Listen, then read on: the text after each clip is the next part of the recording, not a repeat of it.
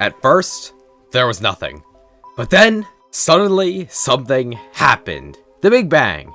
We know very little about this point in history and what actually occurred during this time. Maybe it was some god that caused this, maybe it was just by chance, but we do have some things, questions, and debates that have been going on since the beginning of time. Who would win, one of every Pokemon or a billion lions? Is this dress blue and black or gold and white? Is water wet? And to the topic of today's video, which is better, Minecraft or Terraria? It's a tough question to answer, but today, I hope I can figure it out. I'll be analyzing and breaking apart each little bit of these games to compare and contrast them to truly figure out which of them is better. Their progression, combat, exploring, building, everything. But so everybody is up to speed, I think it'd be better if I broke down both of these games. After I do that, then I'll start talking about them. I'll start with Minecraft just because, more people know that game. So Minecraft is a game that needs little to no introduction.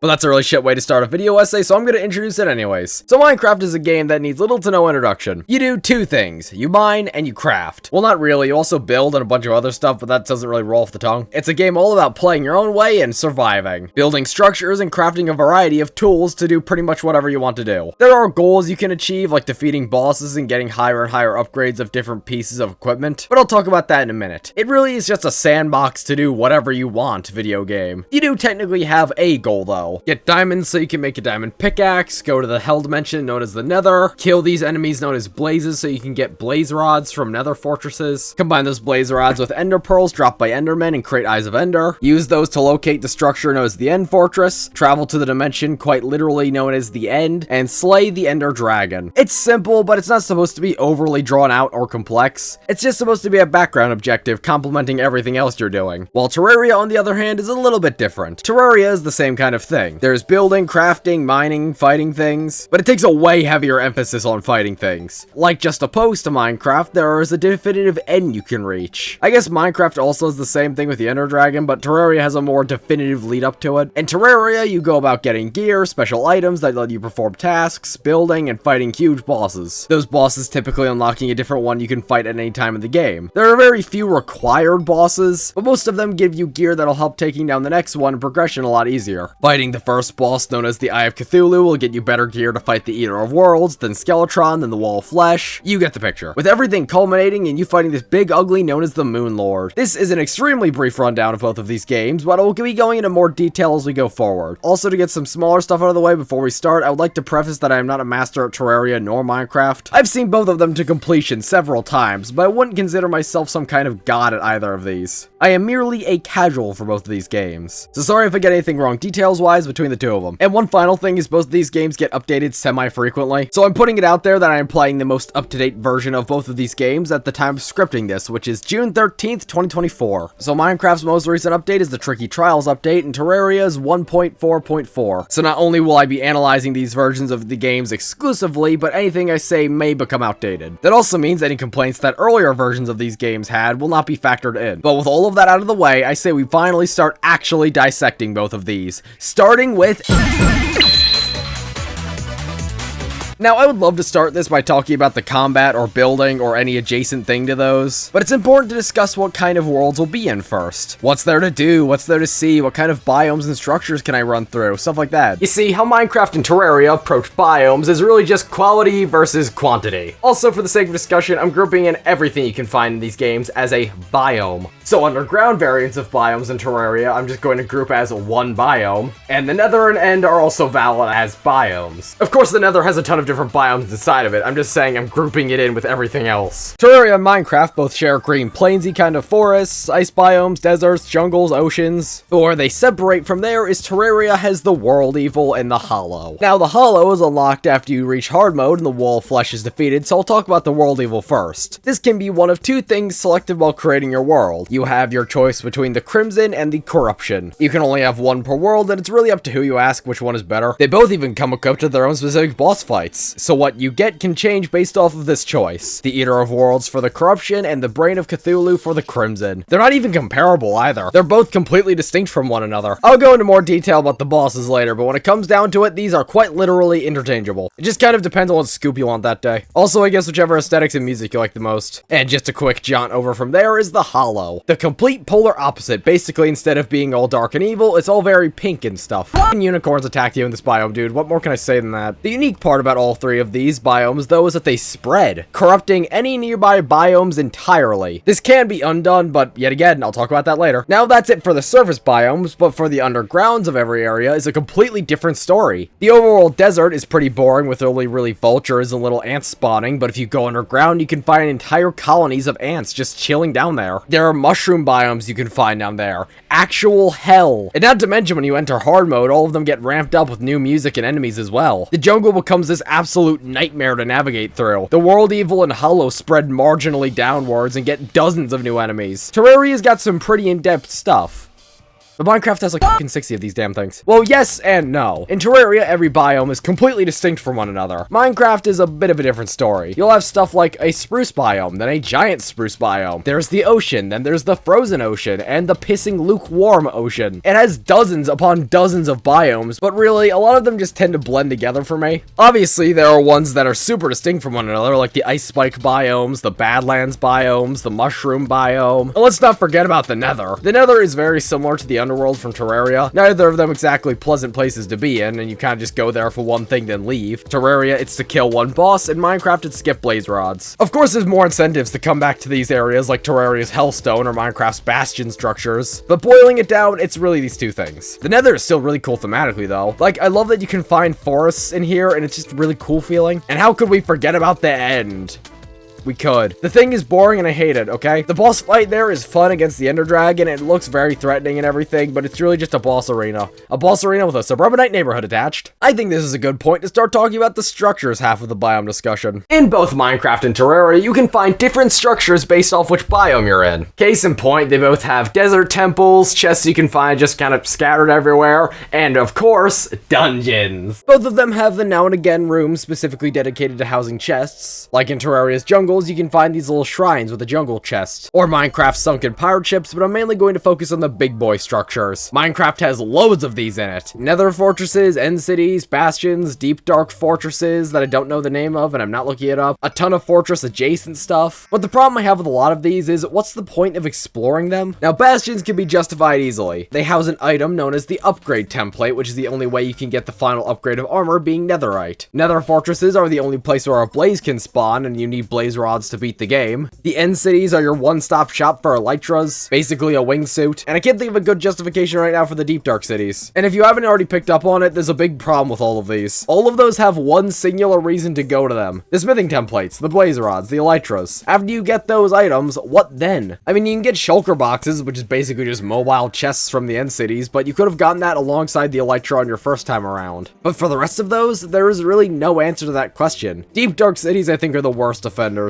The deep dark cities only spawn way deep down underground in these areas known as the, you guessed it, deep dark. There are these objects down here known as skulk sensors and skulk shriekers. If you, or really anything, makes noise 3 times, it'll summon this big dude known as the Warden, who is practically unkillable and does a bunch of damage. Now, why would you want to go down there? Well, the deep dark cities have really good loot. Except for, I'm lying through my teeth. The only unique piece of loot you can find down here is an enchantment book which gives whichever piece of armor you put it on Swift Sneak. And Swift Sneak will make crouch walking faster, which is only ever applicable to this one location, since sneaking or crouching makes you undetectable to the sensors. This enchantment would only ever make coming back to deep dark cities easier, and when you already have the exclusive reward, why would you want to come back? The only other rewards are just diamonds and shit, but that's not hard to get. But the Minecraft structure that stands far and above the rest is the Trial Chamber. The Trial Chamber is Minecraft's one good structure. Here's how these things play out. There will be certain enemy spawners in one location that you can't break. They all have loot inside, and the only way to get it is by defeating all of the enemies it spawns. Occasionally, it'll drop a key which will let you unlock exclusive rewards to that area, but there are only so many keys you can get, and the chances of getting the highest tier of reward are slim. That just puts it above everything else right there from the start. But then there are also the breezes, which drop breeze rods that can be crafted into charges. Said charges let you blast yourself up into the air for a quick elevation, but they're consumable, so getting a good stockpile of these isn't a bad idea. And just like that, it has immediately justified itself as something you would want to return to. Even if you get the best thing from the start, you're still going to want some of those charges, and hey, maybe you'll get some other rewards along the way, like potions or different ores. So that's great and everything, but what about Terraria? Terraria, in contrast, only has two big unique structures: the dungeon and the lizard temple. I'll get the lizard temple out of the way first. It sucks and you only come here for one boss and never show up again. But the dungeon really pulls this game's structure's weight. For starters, it's just ginormous, and secondly, how it incentivizes the player to return multiple times. For starters, it is home to plenty of unique enemies. Outside of the occasional one-off in caves, it's the only place you can find skeletons in the whole game. There's also spike bars that swing at you, and these balls of fire that ride across the ground, these giant slimes that hold keys inside them. It has creativity and uniqueness in droves. The main reason you'll want to come here for the first time is just for better equipment, but way later in the game it becomes completely revamped with new enemies and rewards, like the biome chests. There's one for every biome, and with luck on your side, any enemy from the corresponding biome can drop a key. Luck was not on my side. I grounded for an hour and a half trying to get these stupid f***ing keys. Just use your imagination, okay? So hollowed keys from the hollow, jungle keys from the jungle, you get the picture. And each of those chests contain a unique weapon corresponding with that area. Like the jungle has a piranha gun, or the crimson gives you some cool knives. Then there are the new enemies that get introduced, like the paladins, which is just insane in the health department. But it really makes me think, which of these games actually deserve to win this category? Minecraft has dozens upon dozens of structures and biomes, with Terraria only having a few of each, but with all of them being way more distinct. Yeah, I'm thinking I'm gonna give this one to Minecraft personally. Yes, Terraria's biomes and structures are like way more creative and distinct than Minecraft's. Minecraft has like 70, dude. How do you compete? But what's the point of different biomes and structures if you can't find anything unique in them? And when I'm referring to unique things in biomes and structures, I'm specifically referring to...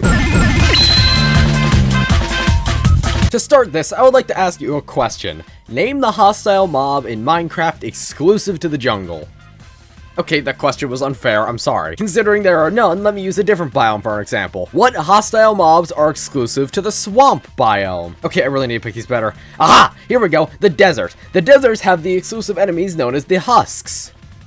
I don't fucking know, man. Camels. Minecraft has a severe lack of enemies. It's the same thing it does with the biomes, this time they hit you. There's a lot of them, yes, but so many of them are just variants. No, that's not a zombie you're looking at. That's a husk and a drowned. No, that's not a skeleton. That's a stray. Spiders? Never heard of them. These are cave spiders. I could keep going with this. Magma cubes are just slimes in the nether. Breezes are just blazes, but not in the nether. And now it's unfair to only list the enemies that have variants. There are also normal enemies that don't get them, that are annoying as shit. Raise your hand if you like the ghasts. It's okay, take your time. Creepers are annoying. Endermen I always go out of my way to avoid. Most mobs are either annoying or don't do anything. And it's not even getting started on docile mobs, because what the hell's the point of the panda? It can give you slime when it sneezes. Okay. The cat, it wards off creepers.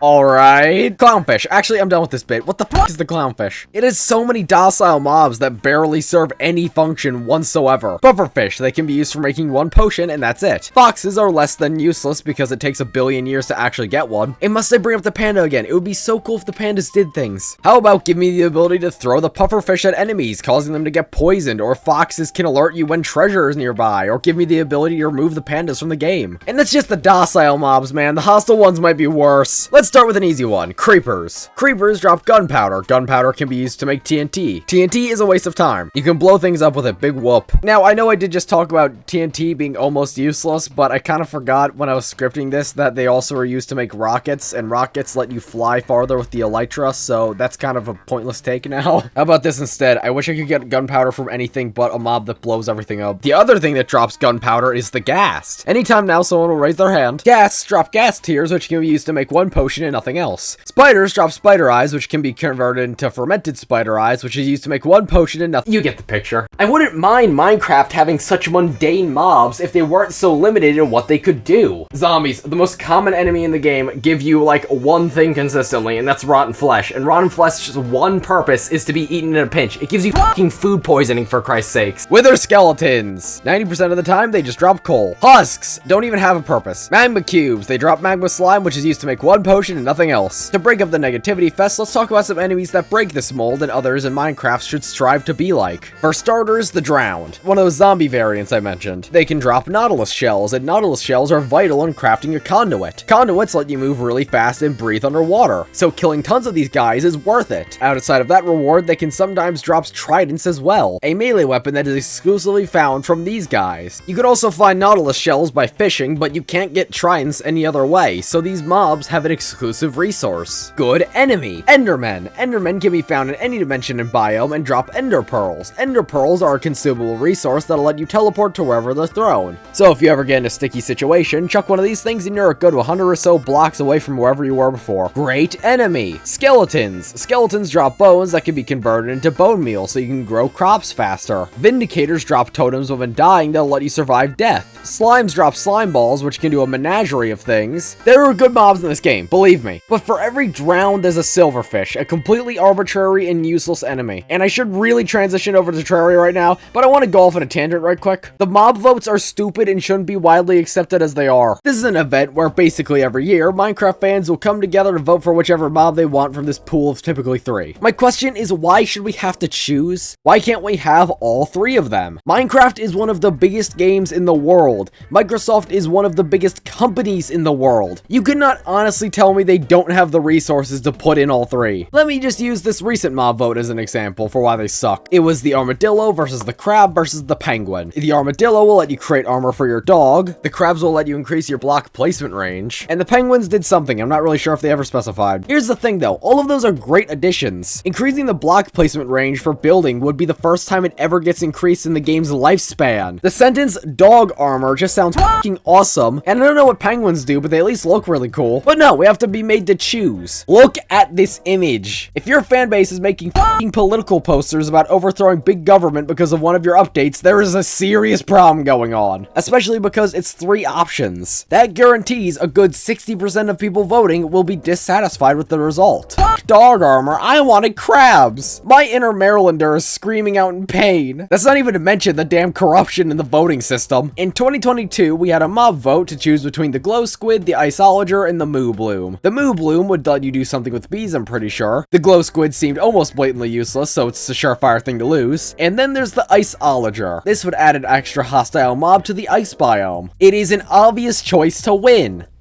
But it did not. Do you want to know why this was? The stupid chess pawn piece of shit tweeted this out. Following people who have proven they voted for Glow Squid. And because of Epstein Jr. over here, the Glow Squid won. And I want to put you in the shoes of somebody in 2020 real quick. You're young, you're a Minecraft fan, you're into the mob vote. You like Dream because he's a huge Minecraft creator. And you have the ability to vote for a mob getting into the game and getting a follow back from your idol.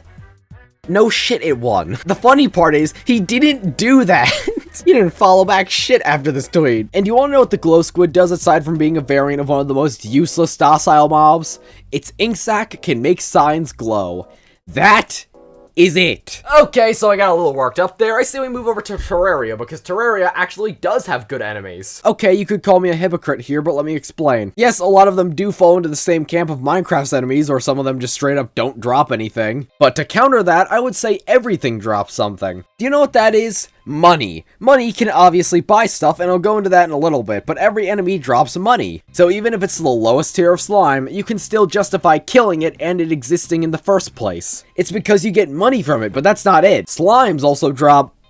well, I think it should be evident. And slime gel will let you create torches, or it can also be ammo for a flamethrower, or it can make a billion other light sources. One resource from one enemy has this many uses. And because of that, I can kind of justify when an enemy like the slime has a billion variants, because gel is very useful. Since Terraria also has zombies, let me make a point of comparison there as well. Most of the time they drop nothing, but sometimes they will drop a shackle, which will let you get some extra defense points. Useless later into the game, but since it can be found within the first, 20 minutes, it's a good drop to have early on. Or if you get even luckier, a zombie arm, which is a melee weapon only it can drop. Yes, it's likewise kind of useless later on, but it's still a melee weapon that's better than your base melee weapon one of the first enemies can drop. On top of that, Terraria just has a shit ton of enemies, including biome-specific ones, like I wanted Minecraft to do. In the deserts, you can find vultures, antillions, mummies, and that's just on the surface of the regular deserts too. What about corrupted deserts? So I add the light mummy and the blood bloody mummy to that list as well. Then there's the underground desert stuff, which just has a shit ton, man. Antillean chargers, Antillean larvae, Antillean swarmers, tomb crawlers, sand slimes, and that's all before hard mode. Okay, well, excluding the mummy, but you get the picture. Terraria has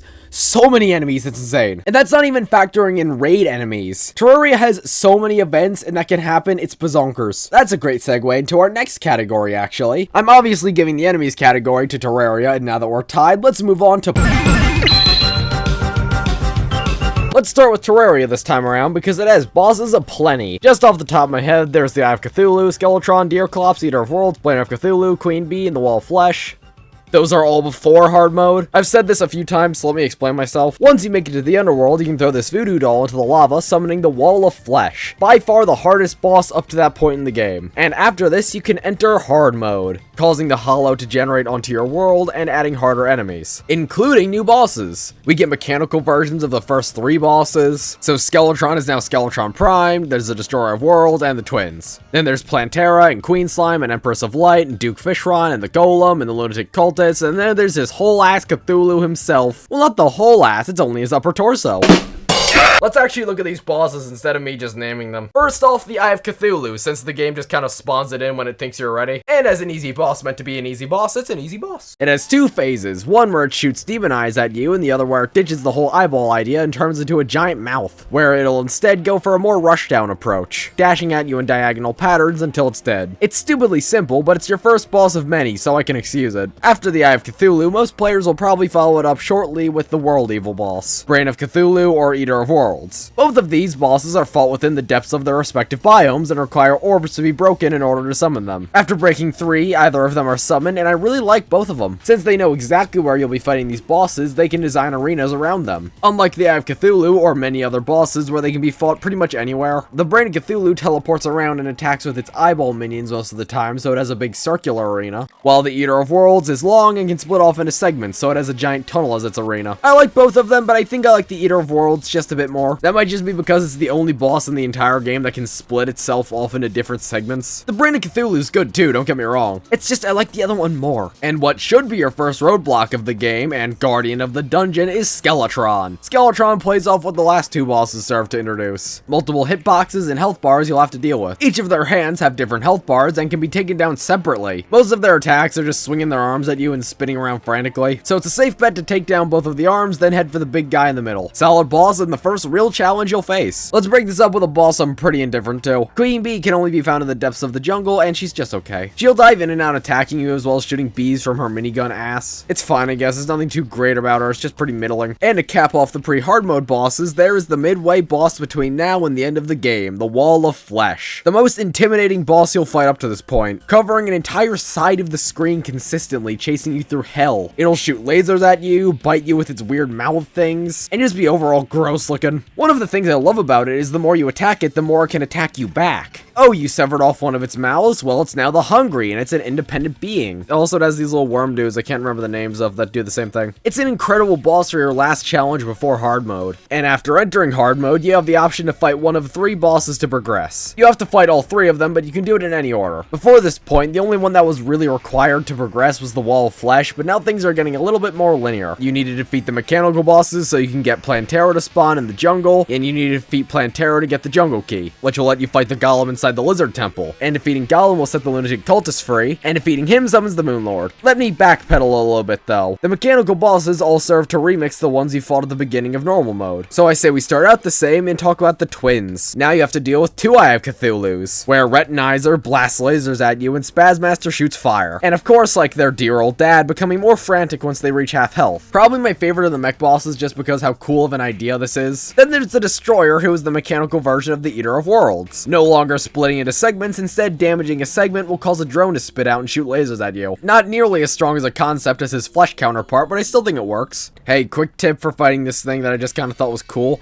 Grab the Superstar Cannon and get it into a line and destroy it in 2 seconds. And my least favorite is Skeletron Prime. They just have 2 extra arms now and they all have dedicated functions, like a grenade launcher, laser cannon, chainsaw, and some 4th thing I forgot because this one sucks. It just doesn't do enough to stand out from the original Skeletron in my mind. I played Terraria to completion back in April of this year, which kind of inspired this video, and I'm going off of memory for scripting most of these bosses, and I was able to memorize like all of them distinctly. Except Skeletron Prime though, because I just don't like him, okay? And coming back and adding stuff to the script after I've beaten Terraria, just to say another thing I don't like about him. For this run, I decided to make a build entirely dedicated to being fast as hell, so movement and acceleration buffs all across the board. But Skeletron Prime just completely puts a stop to that by zooming ahead to your exact location, which is really annoying when the class you're playing specifically benefits around being at a range, especially when it has 4 hitboxes all tied to yo-yo strings and you can get very easily hit by one when it does this. Just a whatever boss, I pretty much forgot about him. A lot like Deerclops. But I never fought that one, so I'll come back to that after I fought it in my current playthrough, as I'm currently scripting this. After all the mech guys, the game guides you along to Terraria, the far superior jungle boss. I like it, but it kinda has a problem of where you fight her. She only spawns in the depths of the jungle, and unlike Queen Bee, where she spawns in a giant hive, the Terra bulb can spawn literally anywhere, which makes her fight dissolve into a half an hour of building an arena, then a whole 5 minutes of fighting her. Ignoring all the prep time required, it's a really great boss. Her first phase is just crawling around chasing you while shooting little pellets out of her gun face, until she ditches that at half health and blooms, revealing a Venus flytrap-esque mouth, chasing you at a much more accelerated rate and shooting spiky balls all over. It's a really great boss, but my only complaint really is that it can spawn anywhere in the jungle depths, and the depths of the jungle are one of the most winding and twisting areas of the game, which is opposed to other bosses where they can be summoned pretty much anywhere, or if they can only be summoned in one place, they usually have a pretty wide open area. Like the top of the dungeon where you fight Skeletron is pretty flat.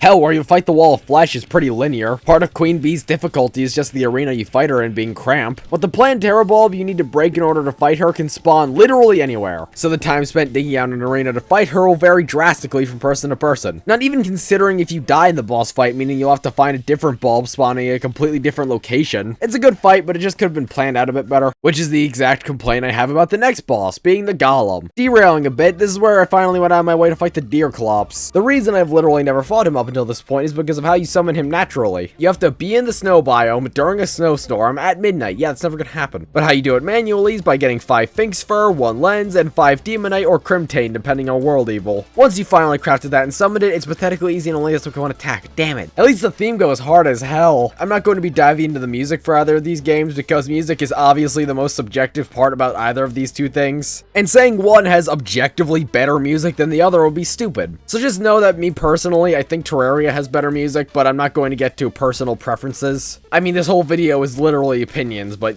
shut up. But it doesn't matter, the deer is stupid. Back on track though, the Golem. I really hope future me, who's getting footage of a different Terraria world I played on earlier this year, remembers to do this. But seriously, look at this arena I was given for that world, it's puny. The Golem is summoned when you trek down to the deepest chambers of the Lizard Temple and put the Lizard Core into the altar. And if Terraria requires building an arena, this guy definitely does. He's so big and jumps around so much for what little space you have. Luckily, the arena in this world is pretty sizable, so it wasn't that difficult. But still, a random factor out of your control should not determine how easy or difficult a boss is. It kind of has a Skeletron gimmick where it has 2 hands and a core you need to attack, and changing throughout the fight based off how much damage you do to what parts. Kind of like Dr. Kel's robot from Cuphead. After you've taken down both arms in the center though, it'll switch into phase 2 where its head shoots off its body and it becomes a turret as its chest chases you around. This would be a lot more difficult if I wasn't playing Ranger and I had a piercing flamethrower. And before we move on to the final bosses, I would like to talk about the optional hard mode ones, like the Queen Slime, a harder variant of the King Slime I'll talk about in a minute. She'll bounce around shooting smaller slimes at you that'll turn into turrets, shooting more projectiles if you don't take care of them. To make another Cuphead comparison, it reminds me a lot of something from that game, with all the shit just constantly getting thrown at you. And then it starts flying around shooting a burst of 8 of them, and it's such a good boss. I like Queen Slime and everything, but she pales in comparison to the actual Hollow boss. The Scourge of the Hollow, the Empress of Light. This is genuinely probably my favorite boss. This feels like something pulled straight out of something like Undertale with its projectile patterns.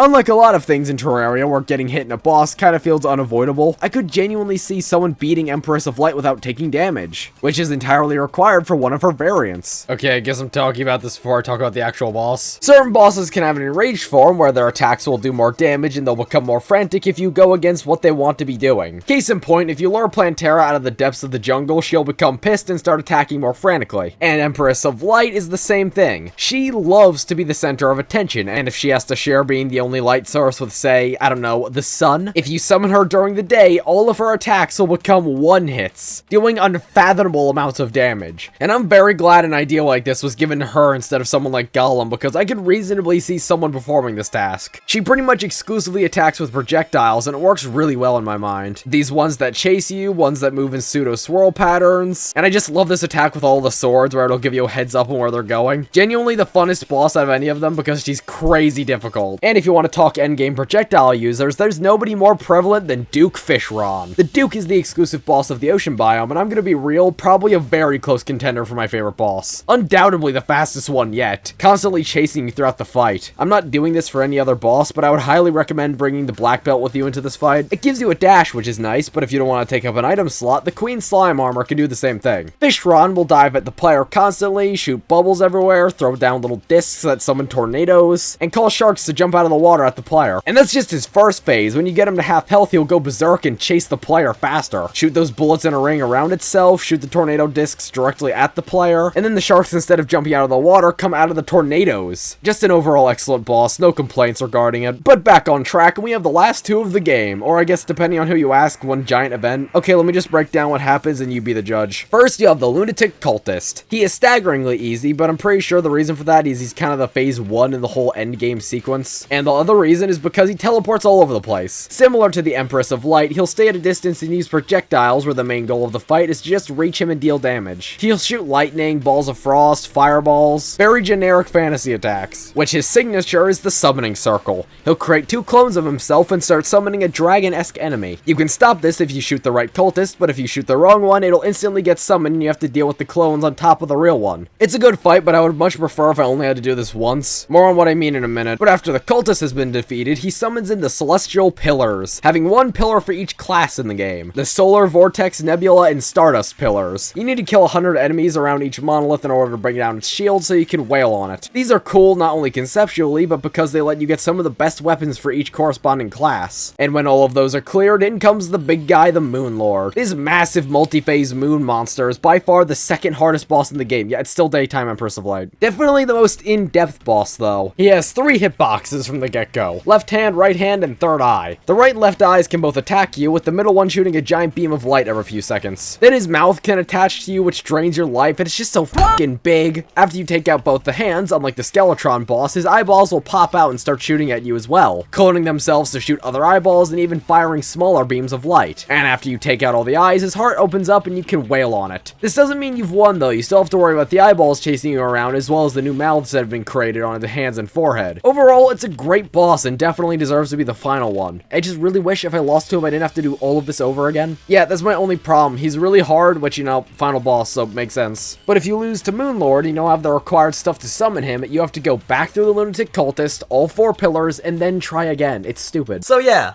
Terraria's got a lot of bosses. Most of them I really like, some I'm indifferent to, and only a few I disliked. In contrast, Minecraft has 3 bosses, which would be fine if any of them were... what's the word for it again?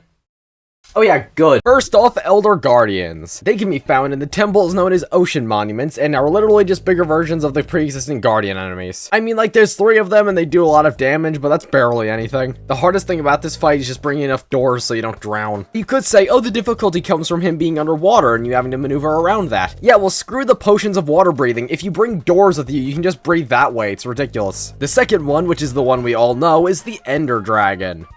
You can kill this thing with beds, dude. Okay, so how you're supposed to take out the Ender Dragon is taking out all of the crystals on obsidian pillars, supplying it health. Then use a mixture of your bow when it's in the air and your sword when it's on the ground to defeat it. Well, the problem with that is it'll just sometimes camp right in the center, almost appearing to get stuck on the shrine in the middle, where you can then just spam place beds until it's dead. The only reason beds explode is because the developers didn't want people sleeping in the nether or end. So anytime you place a bed down or try to sleep in those dimensions, they just blow up. So if you position yourself right, you can kill this thing by napping. And the final boss, which actually has substance to it, is the Wither. This thing is a rampaging beast that beckons you to try and stop it. It'll shoot skulls at you, giving you a pseudo poison effect, spawn flowers that'll do the same thing, not to mention kill any other living thing around. Add on to that every time it kills something, it gains a little bit of health back. The Wither is an actual threat that deserves the boss label. It's also like one of 3 enemies in the game that can actually destroy blocks. The first phase, it'll hover around you, playing from afar, requiring the usage of a bow or other long-range ranged weapon in order to take it down. After you've gone through enough of that, it'll put up a barrier around itself, shielding itself from arrows, where it'll enter its second phase, which requires a melee weapon to deal with them. This is a substantial and well thought out boss. And the funny part is, it's the only boss that drops a unique reward. In Terraria, every boss drops something useful to the player. The Eye of Cthulhu and Eater of Worlds drop Demonite, which can make better armor and tools, or the Queen Bee will drop bee-related weapons, which are perfect for specific classes. And if they're not useful to you, it's fine, just sell them. That goes for any boss drop you don't like. They usually sell for high amounts of cash alongside dropping an average of like 15 gold anyways. No matter what the boss is, you'll always have an incentive to fight it, because it'll either help you afford better things or helps you progress. But in Minecraft, the only boss that drops something you can't find anywhere else is the Wither. The Elder Guardians drop one sponge, which is like, thanks. It also drops an armor template, which is just a vanity thing, so who cares? The Ender Dragon just gives you a shit ton of XP, which is nice, but nothing unique. And the Wither drops the Wither Star, the key ingredient in order to craft a beacon. Beacons, once put on top of a pillar of your ore of choice, will shoot a beam of light into the sky and give you a certain effect depending on what you feed into it, like extra jump height, the ability to run faster, strength, etc. That's a pretty cool reward from the game's hardest boss. Like, 50 XP is not. Alright, so the duck is kind of stacked in Terraria's favor with this one, but I did say bosses and raids. So let's see if Minecraft can pull up a little bit. Yeah, it's not even close. What'd you expect? Minecraft, to my knowledge, only has one type of raid, and that's the village raids executed by the pillagers. Take a sip of this nasty, ominous brew, and anytime you walk near a village, it'll summon. The raid consists of multiple waves of these bizarro villagers with crossbows and axes storming whichever poor community you summon this upon. As more and more waves go on, the more nonsense they throw at the wall, like ones that can summon little minions to chase you down, or witches which serve to poison you. Also just big ass dogs that they can ride on top of. That's no fun. The raids are a lot of fun and I enjoy them because you get rewards here you can't get anywhere else. Well, at least not as easily. For starters, they give you emeralds, which can be used to barter with villagers, which is always good. Those big ass dogs can drop saddles, which let you ride different animals such as horses and donkeys. You can find saddles other places, but this is way more convenient. And the before mentioned Totem of Undying from the magic ones. At least I'm pretty sure I mentioned that. I got a really bad ear infection, had to drive across the country in the middle of scripting this, so I have absolutely no idea if I brought this up already. These raids are the only ways you can get Totems of Undying, by the way, and they are a consumable resource, and since they are always something you want to have on your person, there's always a justifiable reason to do a raid. Terraria in comparison has like fucking 50. If you haven't caught on by now, what Terraria lacks in exploration and structures, it more than makes up for in bosses and enemies. Alright, so I wrote fully fledged out thoughts about every raid in Terraria, but I just spent like 10 minutes talking about all of the Terraria bosses, which was just completely unnecessary, so I'm gonna paraphrase here. The Goblin Army sucks, the Pirate Army is pretty cool, the Blood Moons and Solar Eclipses are cool, I just would like if they didn't summon themselves. The Frost and Pumpkin Moons are really cool and awesome. The Old One's army is fine, I guess. And Slime falling from the sky barely counts, but it's the only way you can fight King Slime. I'm not gonna waste any more time talking about King Slime because look at him. This goes down in 12 seconds. Moving on. And the Martian Madness event, which I did not get footage for, and I have gone back to play Terraria and Minecraft for this video like 50 times. Like, I've had to interrupt my editing process about like a billion times to go get footage of random shit I keep bringing up. Dude, this video has been delayed so much. Look, Terraria has a lot of raids, but I think I might just like the Pillager raid a bit more just because of those Totems of Undying. Terraria still wins this category, though. Come on. Okay, things are getting a little one-sided around here. I say we move over to a category I know Minecraft will win because I kind of planned a lot of this stuff ahead of time.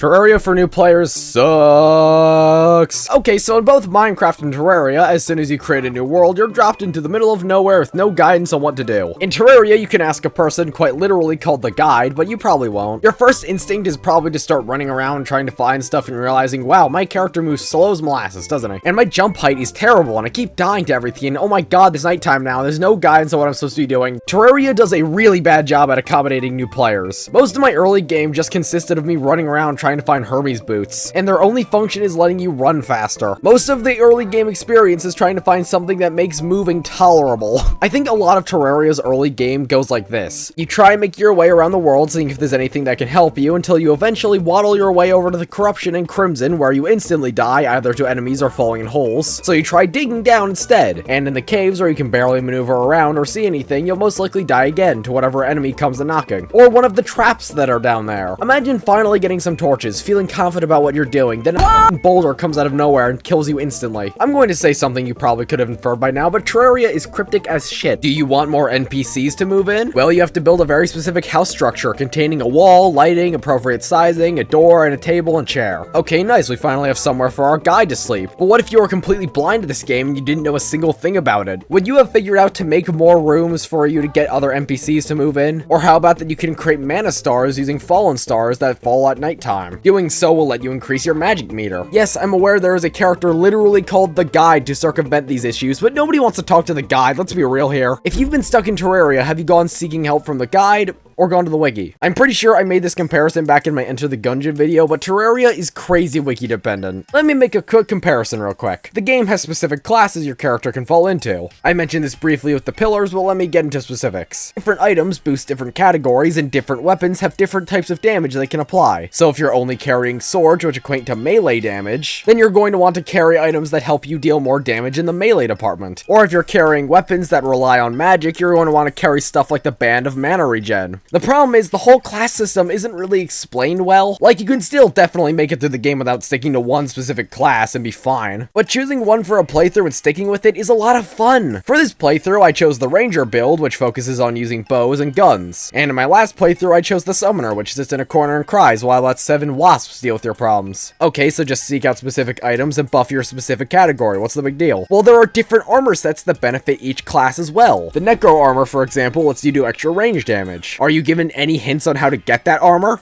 No, the guide ain't gonna tell you, that's for sure. So I end up going to the wiki and finding out I need a bunch of bones and cobwebs, which is cool, but there's nothing going to point me in the direction of finding that. And without direction, I just end up flailing around and putting whatever on. If you want to deal extra magic damage, you're going to want meteorite armor. And meteorites fall after killing the world evil boss, and are usually pretty tricky to get since standing on meteorite causes you to slowly burn to death. Now, you'll probably find this out since the game specifically tells you, hey, a meteorite landed, but you'll probably figure out the armor thing on your own because nobody in the history of forever has gone, oh, a meteorite landed, I bet that can help me increase my magic damage. No, it's probably just, oh, sweet, a meteor. And even more egregious examples is one of the Ranger class's armors. See, around the same time you go fight Plantera, the jungle gets an exclusive ore known as chlorophyte. And combining chlorophyte with blue mushrooms at a specific workstation will create shroomite bars. And crafting those shroomite bars into armor will get you the shroomite armor, which benefits the Ranger class. The problem is doing any of that random nonsense. So first off, how do you get shroomite? Well, you'll probably see its recipe when you're asking the guide about what you can do with the cool green ore you just found. Okay, cool, I now know that it exists. How do I get it? Well, in order to convert chlorophyte into shroomite, you need an auto hammer. And in order to get an auto hammer, you need the specific NPC known as the truffle to move in. And to get the truffle to move in, you need to build an above ground mushroom biome. And in order to build an above ground mushroom biome, you need to put mud everywhere, then plant these blue seeds in the ground. The problem is, all of that! There is no possible way you could convince me someone who is playing this game without a guide would figure out how to do any of that. There's no way there's going to be somebody playing this game for the first time that just so happens to build an above ground mushroom biome, then build a house there for somebody to move into, buy the auto hammer from him, and then create shroomite. My best guess would have been to go to the shroom biomes and just look around for an exclusive ore to that location. But no, it's way more long-winded and nonsensical. Now, I do have to give Terraria credit where credit is due. It does attempt to push players in the right direction at times. After you defeat all mechanical bosses, it gives you a subtle hint that the jungle is growing restless, which points you to Plantera. But then other times it'll be like, hey, how do I get better summoner armor? And the wiki will go defeat 20 spiders, my child. Now, Minecraft in this category is marginally better, but I think that's also just because Minecraft as a game is less complicated than Terraria. That's not supposed to be an insult against it or anything. There's nothing wrong with less complicated games, but it's just easier to figure out for a first timer. One of the things that can help you with that is Steve can destroy pretty much everything with just his fists. Unlike in Terraria, how everything requires a specific tool to break it. You want to chop down a tree, you need an axe. You want to break stone, you need a pickaxe. But in Minecraft, you can just go loose hitting things. It might take longer than if you're using the right tool, but it'll get the job done. But such time investment pushes the player to discover what tool you should use. A shovel can go through softer objects such as sand and gravel. An axe can break wooden objects faster, and a pickaxe can break harder objects faster, such as stone and deep slate. I'll go more into tools in a second, but Minecraft more than anything encourages players early in the game to experiment and just discover things. But I think one of the reasons it's more accessible is also a problem I have with the game. I've been waiting to talk about this whole time. It's finally time we talk about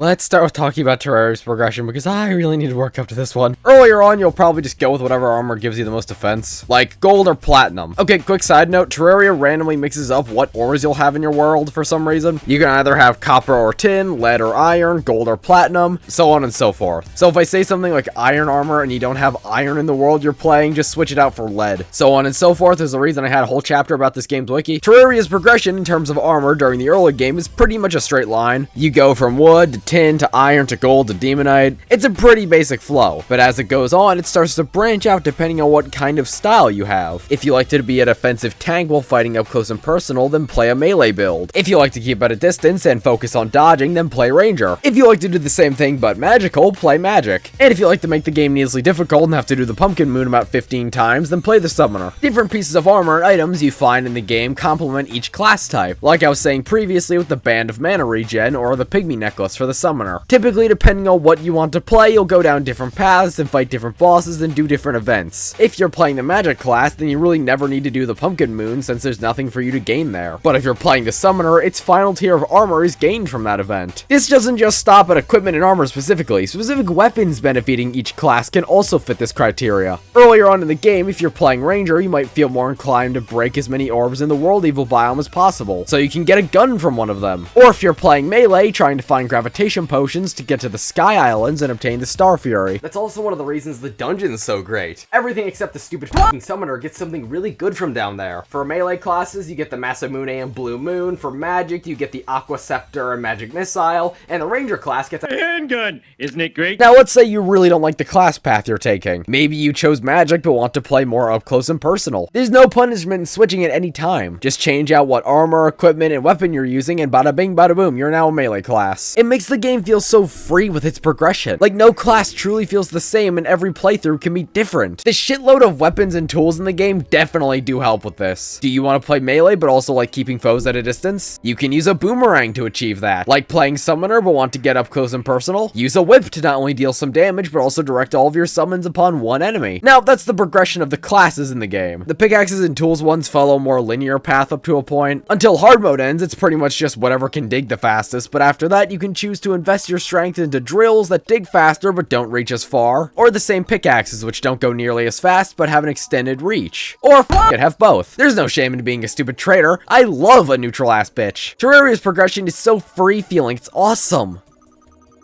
Minecraft on the other hand.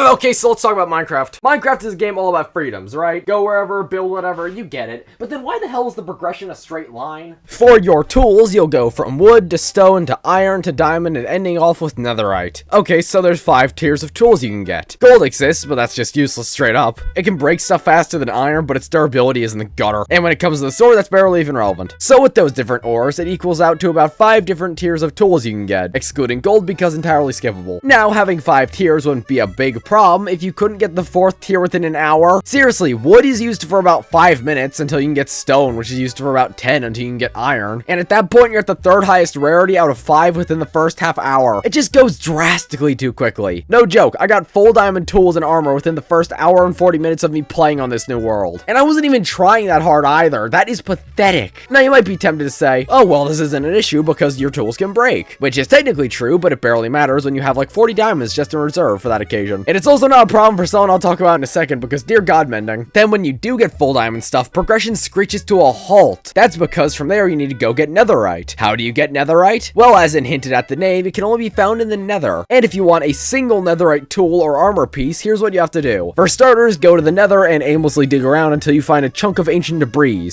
or senselessly blow everything up with beds. Then when you have 4 ancient debris, you can combine it with 4 pieces of gold and get a netherite ingot. Then you have to find a bastion that has an upgrade template and bring all of that stuff back with you. Then use a smithing table alongside the diamond item you wish to netherize, and shebang, you have a netherite tool or armor piece.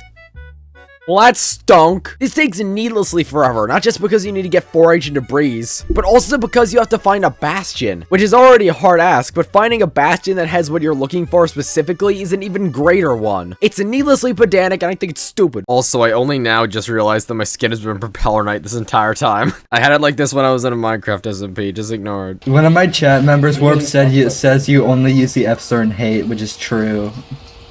Yeah, only use... No, don't. Just don't. All of these problems are even worse with armor. For starters, wood and stone aren't even tiers you can get, so take those out of the picture. Then there are the other armor pieces you can get. Iron, diamond, netherite, of course, but there's also gold, leather, and chainmail. Gold armor is even more useless than its tool counterpart, because its speed boost doesn't exist when it's in armor form. No ways of making you move faster or something like that, it's just objectively worse. Leather, which is also worse than iron, and would take far longer to get since you would have to kill like a dozen cows. And chainmail is an exclusive rare drop for mobs. So good luck getting that. And even if you do get it, it's still worse than iron, so who cares? There are 3 entire sets of armor in the game that are near useless. I say near useless because wearing full gold will make piglins in the nether not attack you, and you can dye leather armor to be different colors, but those are incredibly niche. And chainmail doesn't even have a purpose, flat out. So having 3 armor sets in a video game being near useless isn't exactly a bad thing. Terraria's wood armor isn't exactly as good as the cactus armor, and you can get both of them around the same time. But you see, the difference is Terraria has 80 armor sets.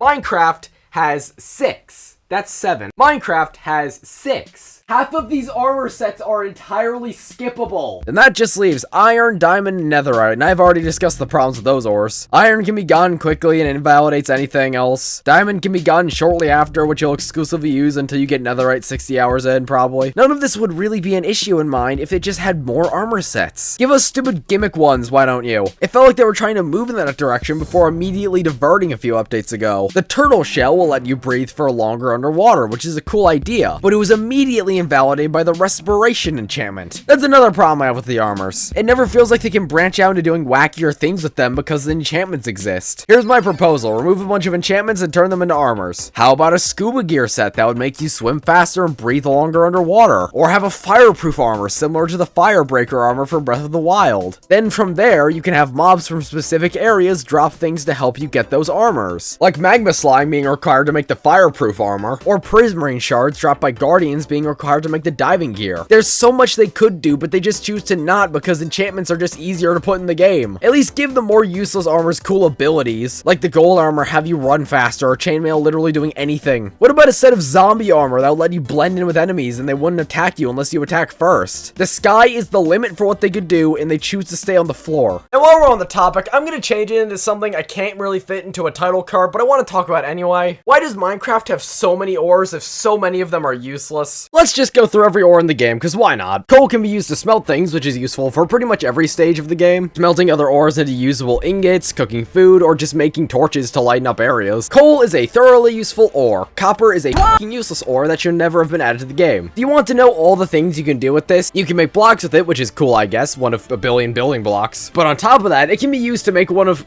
2 useful items. Telescope, which lets you zoom in, and the lightning rod will focus all lightning strikes to that one point. Situational and near pointless. Iron, which much like coal, is extremely versatile. It's used in random recipes, redstone contraptions, shields, and all sorts of aforementioned armors and tools. Iron, like coal, is very useful. Lapis is stupid and incredibly niche. It's used exclusively for enchanting things, which is its only functionality. I'm happy that 2 of our limited ores in the game are used up for random shit. Redstone is pretty good, but it really depends on who's playing if this is the best or worst one. It can be used to make several mechanical contraptions, which is fun to play around with, but not for me. But if you're a big playing Pokemon inside of Minecraft fan, this is for you. Gold is kind of okay, I guess. It has some niche crafting recipes like for a clock or powered rails, but its biggest purpose is bartering with piglins. That's like kind of cool, I guess, but outside of that, ooh, shiny. Emeralds are an ore you can find for some reason. They are exclusively used for trading with villagers, and I'll talk about that in a second, but it's not the time for that, trust me. And finally, diamonds, which is just something you always want to pick up. Even if you don't want them or need them, you still mine them. It's the best thing you can have outside of netherite, which takes like 5 hours of grinding to even obtain. I'm happy to report that out of our 8 ores, nearly half of them are just plain pointless. Copper barely does anything, lapis is mostly useless outside of one purpose, gold is just okay, and I don't understand why you can even find emeralds. Redstone is good if that's your kind of thing, and the rest is just universally good to have. So 3 is good at all times. Hey, this is also a video about Terraria, isn't it? What ores does it have to offer? Well, I'm glad you asked. We got titanium, hellstone, palladium, tungsten, crimtane, and daemonite. Cobalt and copper and mithril and silver and obsidian and luminite. Who gives a shit if copper is useless after like the first 10 minutes if there's like 50 other ores that take its place? Even still, you can turn copper into furniture and stuff like chandeliers. Or if you don't want to do that, just sell it and get cash. There's so many more things to gather in caves than Minecraft. Jesus Christ, Terraria does have your title better than you. And while we're dogpiling Minecraft, I want to talk about the NPCs and trading. Please let me talk about the NPCs and trading. I've been waiting this whole video to talk about the villagers. I'm begging you!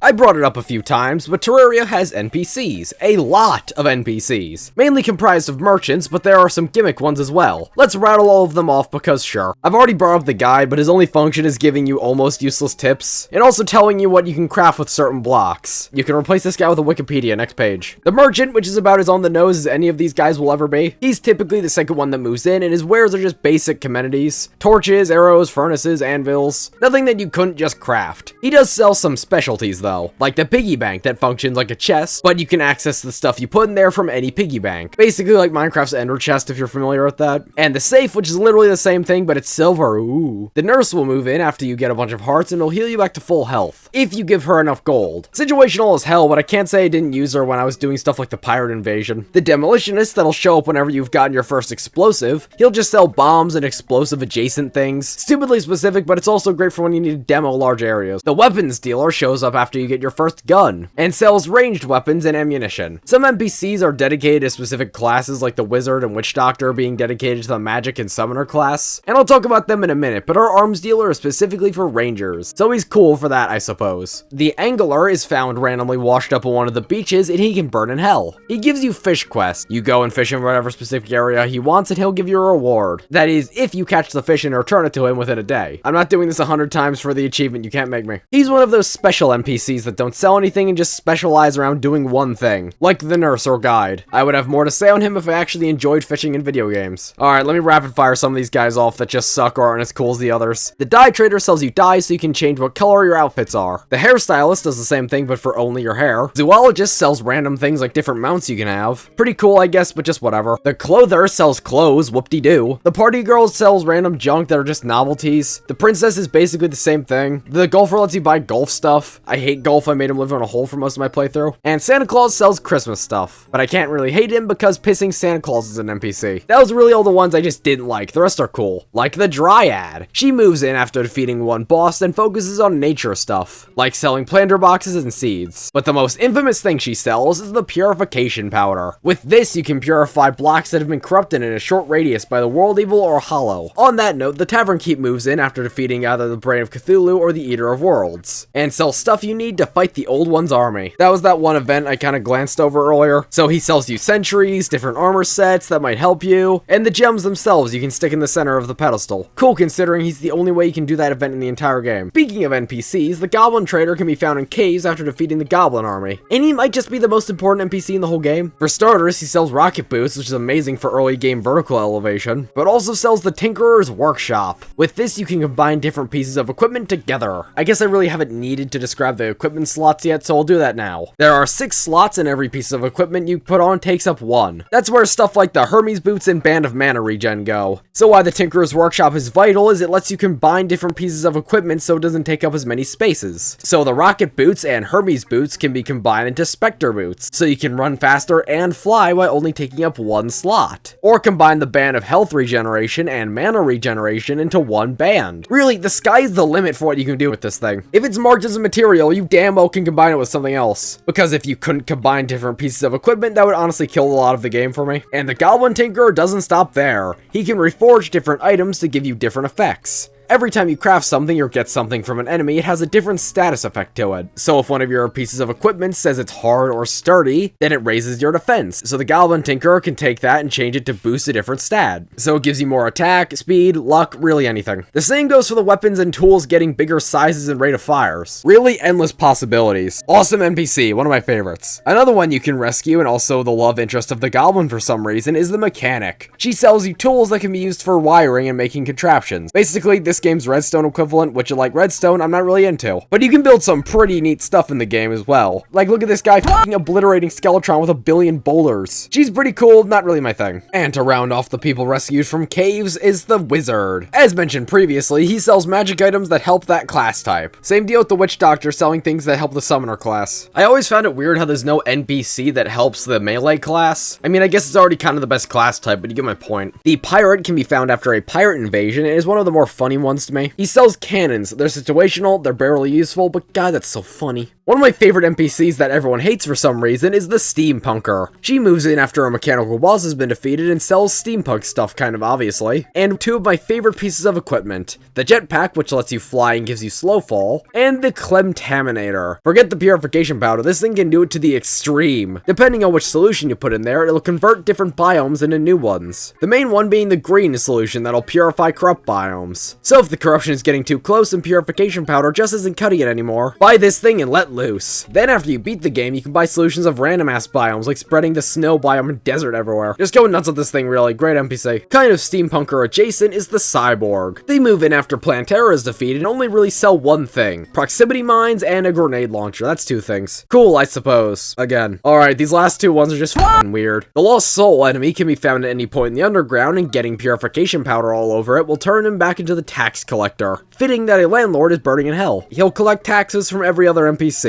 Personally, I like to leave him down there, so I'm stealing footage for this video. And the truffle, which I've already gone on a tirade about. I've already gabbed enough about this guy, but he's just weird. Past selling the auto hammer, like I mentioned earlier, he sells a pretty good axe and pickaxe, I guess. I don't know, he's just kind of odd. He's more of a gag than anything. But that's all of Terraria's NPCs. Quite the colorful cast, I must say. Now that's cool that I've just listed all of them for about 7 minutes without really adding anything of substance. But one thing I love is what they sell isn't binary. See, all of them have a hidden happiness meter. You can ask them about their happiness and they'll tell you certain things about what they like and dislike about where they currently are, such as crowding, other characters they don't mesh with, and their environment. For example, the painter, druid, and witch doctor all like living in the jungle. I also just realized I didn't bring up the painter till now. I'm not going to explain what he does because you can piece 2 and 2 together with this one, can't you? Or the arms dealer likes living near the nurse because she's hot. There's also locations they hate, like the golfer doesn't like living in the desert because it's a giant sand trap, or the painter doesn't like the flat grassland because the color palette isn't diverse. So you give them the location they want to be in and the people they want to live near. What's your reward? Well, some of the time they'll sell more items. Like the witch doctor sells a piece of equipment that lets you have more summons. And if they're happy, they give discounts. On top of that, if there's more than one person in a biome and they're all happy, they will sell a crystal for that area. And if you're near a different crystal, you can fast travel to that other location. Your reward for making NPCs happy is not only the game's most convenient fast travel system, but also more things to buy. I love how Terraria encourages you to treat your villagers well, because if you don't, they'll jack up their prices and sell less stuff. And if you do make them happy, it cuts down on travel time significantly. Running to the jungle in my world usually takes like 5 minutes, which might not seem like a lot, but when you're going there often, time really adds up. But by simply having a happy group of townsfolk in the area, I can simply fast travel there in an instant. Terraria encourages treating your merchants well and getting rewarded for that.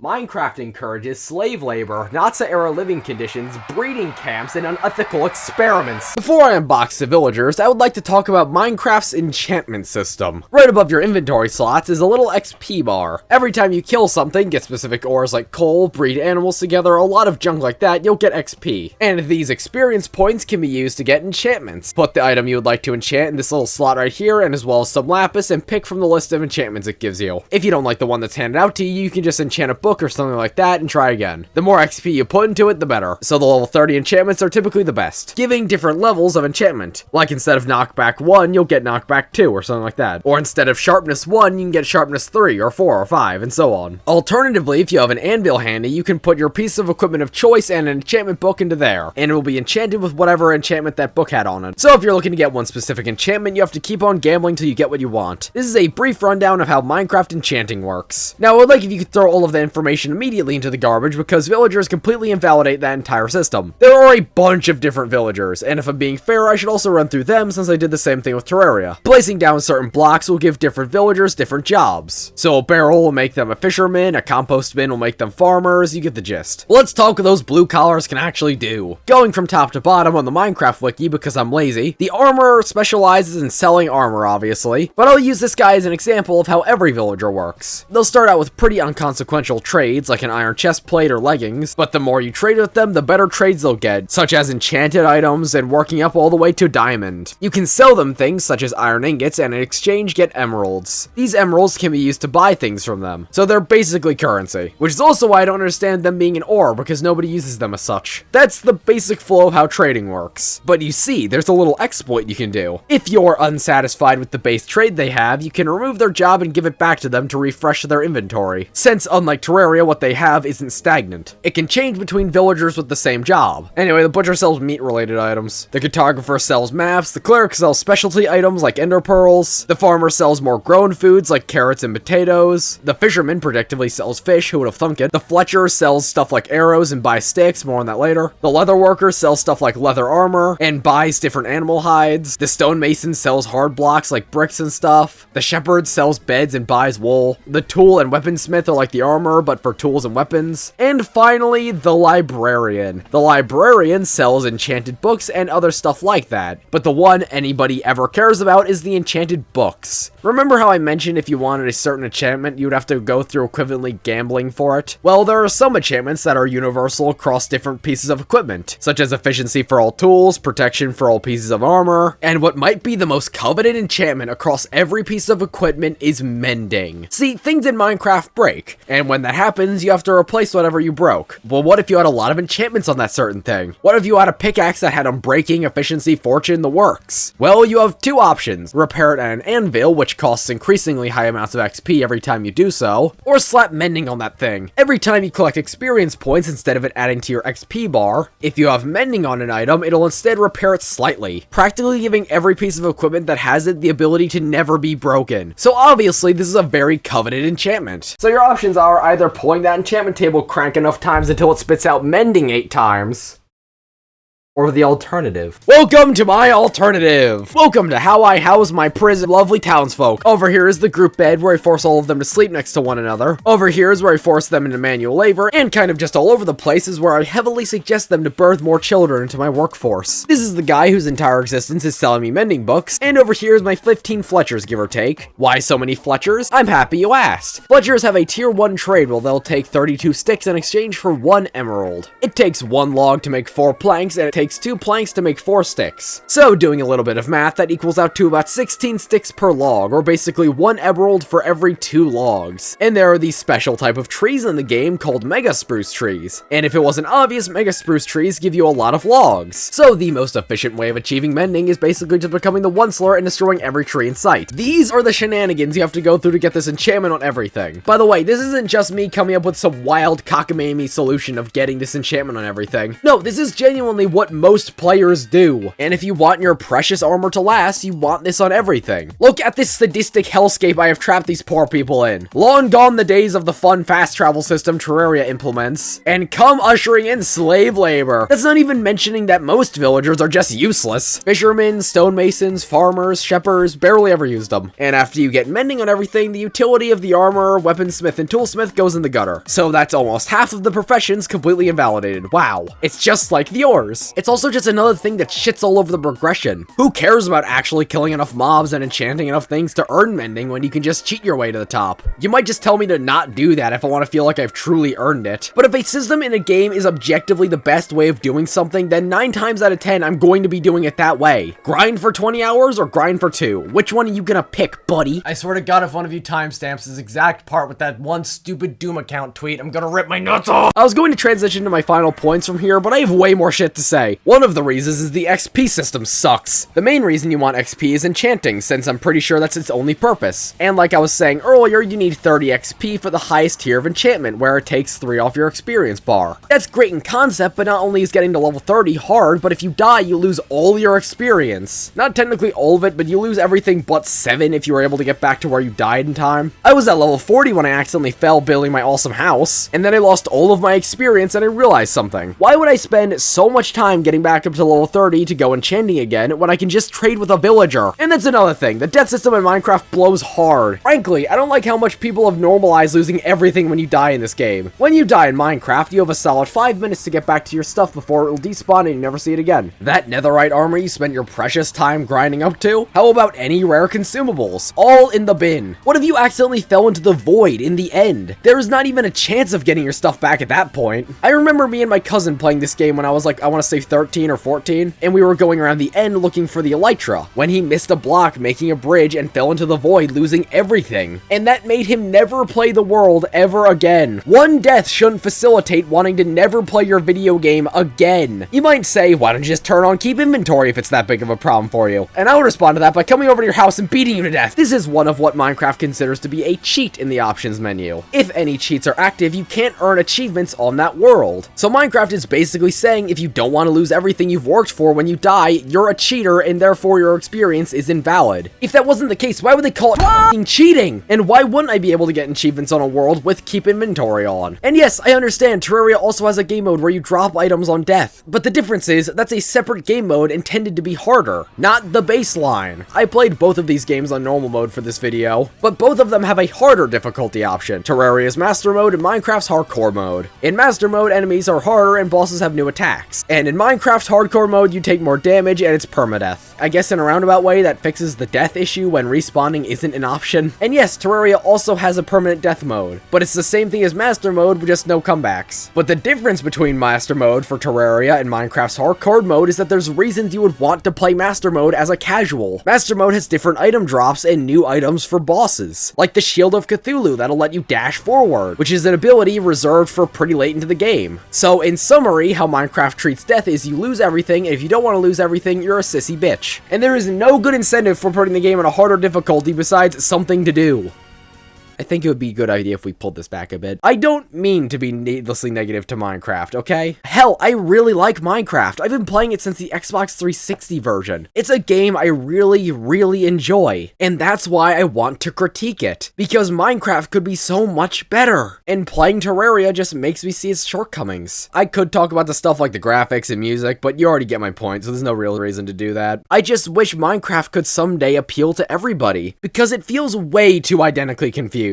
It feels like they want to appeal to everybody, but only really appeals to a few when doing that. Like, it has bosses and combat, but it has 4 melee weapons. 3 if you count the axe as more of a tool instead of a weapon. Give us more ranged weapons while you're at it. There are only 3. The bow, crossbow, and the trident. I would honestly argue the best new weapon Minecraft has ever gotten has been the trident. It's both a melee weapon and a ranged weapon. That's the most unique tool in the game. Give villagers more functionality besides trading cattle. What if there were certain villagers that had weapons that could assist you during raids? Or if they got upset that their bed was in too close proximity to another one? How about you give us new armors and things to play around with? What if there was a giant hammer melee weapon you could get that could propel yourself in the air? Or just something like that. Or any of those armors I brought up earlier, which I'm choosing to use the same examples again because I commissioned key art for this video for a total of 10 seconds each. What if we got more bosses to fight and all of them gave us something cool? Have the Elder Guardians drop their eyes or something and now you have a giant beam you can use like a Percy Jackson Medusa head? What if they added more movement options than just rideable horses and the elytra? Could you imagine what the game would be like with a grappling hook? Well, technically you can, because their April Fool's update, which released this year, known as the Potato Update, has been the most substantial content update this game has ever received as a joke. It added furniture, a new dimension, a grappling hook. Why was this so in-depth? Why was the most content this game has ever received in a single update for April Fool's? Why do I even bother? But I'm willing to brush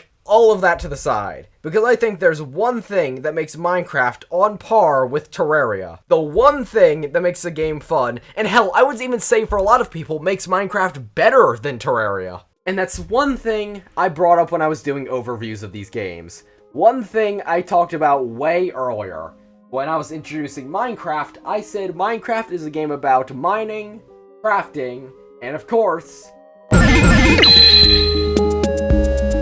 I'll start with Terraria in this category because I'm not giving that much hype to Minecraft if it was losing, come on. Building in Terraria is a lot of fun. For this world, I decided to go with a theme where everything was a giant tree. I thought that worked out pretty well since right next to spawn there were two giant trees right next to each other. You can build some crazy stuff in Terraria, and I really enjoy building in this game. And it certainly does have several aspects that would justify somebody putting it above Minecraft. Specific items that let you build and destroy tiles from a farther distance, paint to let you change the color of anything, as well as several other factors, but you see the difference is Minecraft is in 3D, which metaphorically and literally adds a new dimension to what you can build. Terraria's building is fun, but the amount of shit you can build in Minecraft far surpasses it. Let me use a Minecraft world I made a few months back as an example. I made this giant house on top of a cliffside propped up by supports going into the ocean, and nearby is an entirely floating village with a glass dome underneath of it. Building in Terraria is certainly fun, but doesn't even come close to Minecraft in its building. For comparison, look at the stuff I built in my Terraria world I made earlier this year. I built this igloo for the snow area, a really basic house for me to live in. I thought this giant crystal over in the hollow looked nice. But does any of that really hold a peg to the stuff you can build in Minecraft? Look at the stuff I built in just this playthrough. I found this really small cherrywood forest at the top of a mountain, and kinda wanted to go for a castle courtyard design across the whole thing. And the cherrywood acts as a canopy instead of an actual roof. I think this whole thing turned out really well. Of course, we have my personal suite up the stairs so I can overlook the peasantry. But aside from the dictatorish parts of it, I think it came out really special looking. If I'm going to be honest, getting footage of everything I needed in Minecraft specifically was really hard just because one of the things I really liked doing was to build. Terraria, not so much. Because around the same time it came for me to defeat the backup bosses, I kind of started becoming tired of building stuff. It kind of just started turning into me building because NPCs needed places to stay. And when you specifically tell a player to go do something that's a bit tedious, it guarantees they'll have less fun than if they happen to do it organically. Don't get me wrong, Terraria's building is a lot of fun when you're just screwing around building whatever. I just don't like the forced bits of it. Minecraft is really, at the end of the day, just about building whatever and having fun. Opposed to Terraria's better progression, bosses, enemies, ores, mining, weapons, NPCs, music, nearly everything, but does that really matter? The way I can best compare Terraria and Minecraft is a D&D campaign versus a Lego set. Yeah, the D&D campaign might be more gripping, might have more things to do, last you longer, but which one would you rather do to unwind after work? Which one would you rather give to your little cousin? Which one is truly better? This is going to sound like such a cop-out answer, but I really don't think there is an answer. Personally and objectively, I would say Terraria. But what if you don't want a game with super in-depth mechanics, or branching upgrade pathways, or different equipable abilities? What if you just want to get the highest tier of item immediately and just have fun building stuff for the rest of the game? I said earlier that the goal of Minecraft was defeating the Ender Dragon, but that's really only half true. Yes, that's where the credits of the game roll, but Minecraft only really ends when you decide it does. A lot of my Terraria playthroughs end with me just defeating the Moon Lord and going, yay, I did it. But a lot of my Minecraft playthroughs just end with me in the middle of nowhere. When I booted up that other world I was talking about earlier to get footage, I was in the middle of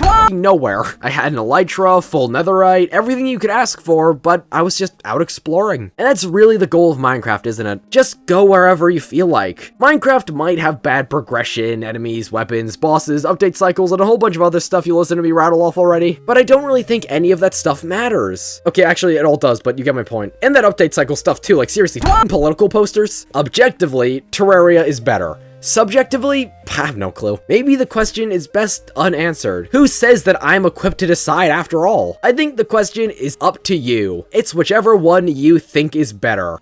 Okay, but to circle back around to the one of every Pokemon versus a billion lions question, the Pokemon would win without a second thought, like, come on! The Pokemon series has a literal god, fire-breathing dragons, beings that can manipulate time and space itself, not to mention things that can just teleport into space and wait the lions out. Or how about just completely eviscerating the planet the lions are on in the first place? Furthermore, that dress is black and blue, and if you think otherwise, you know nothing about how lighting works. And if you think water is wet, you're stupid and don't understand how water works.